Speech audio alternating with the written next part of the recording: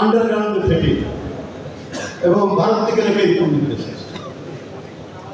তো এই যে কেন সাহস পাচ্ছে সরকার আরো বেশি বলিষ্ঠ, সরকার আরো বেশি কেন্দ্রীকৃত, সরকার আরো বেশি কর্মতৎপর হবে, এই নাশকতার তো সুযোগ পেত না।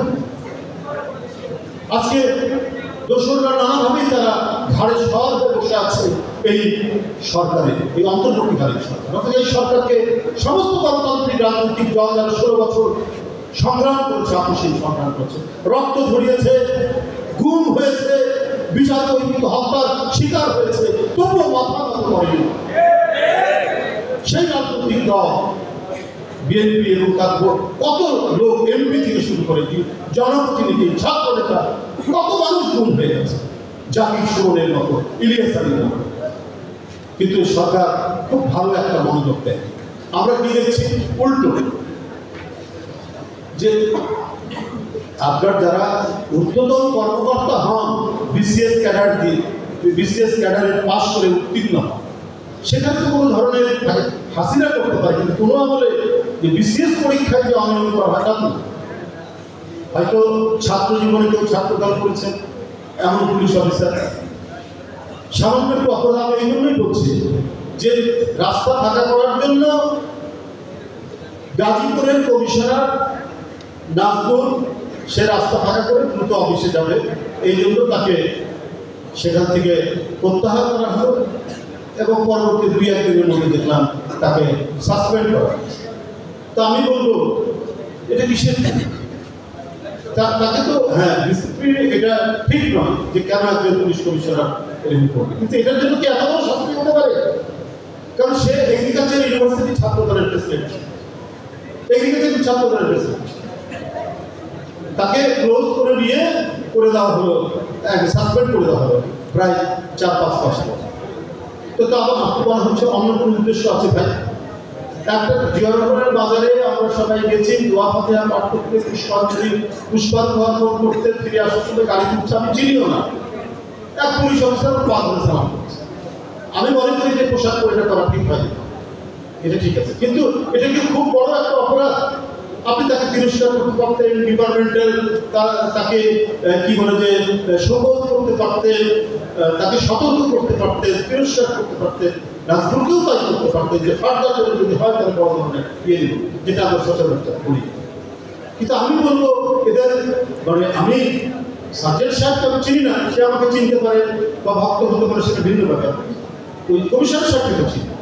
এই যে সিরিজ অফ ঘটনা, এটা তো আমার মনে হচ্ছে যে আপনার প্রশাসনের ডক্টর ইউনূস সাহেবের প্রশাসনের ভিতর থেকে দোষকদেরকে প্রশ্রয় দিয়ে যারা মানে বিএনপির সাথে তাদের পরিবার বা তার ছাত্র জীবনে কোনো একটা যোগসূত্র আছে, এই কারণে তাকে সাইজ করে দেয়।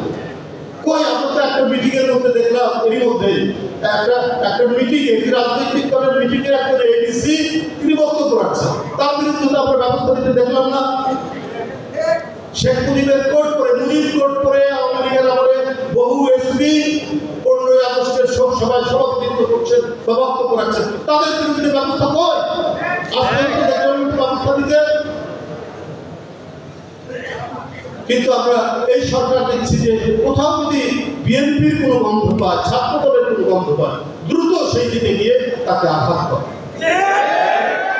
সুতরাং আপনি এইভাবে এত বড় একটা ফ্যাসিস্ট যে আরেকটি বড় দেশে আশ্রয় পাচ্ছে তার বিরুদ্ধে লড়বেন।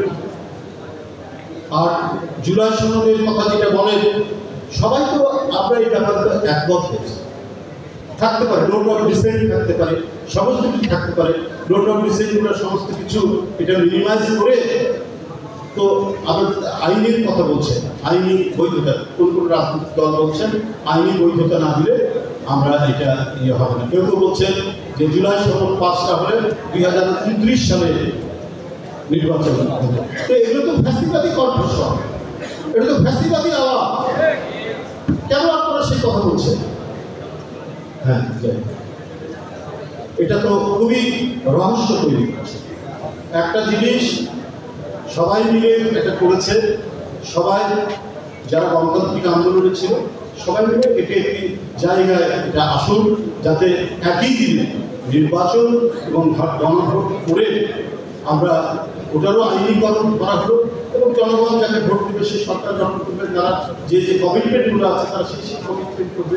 কিন্তু আগেই এটাকে নিয়ে এত বেশি হইচই করে যে কাজগুলো হচ্ছে তাতে কিন্তু ফ্যাসিস্টদেরই পুনরুত্থান ঘটতে পারে।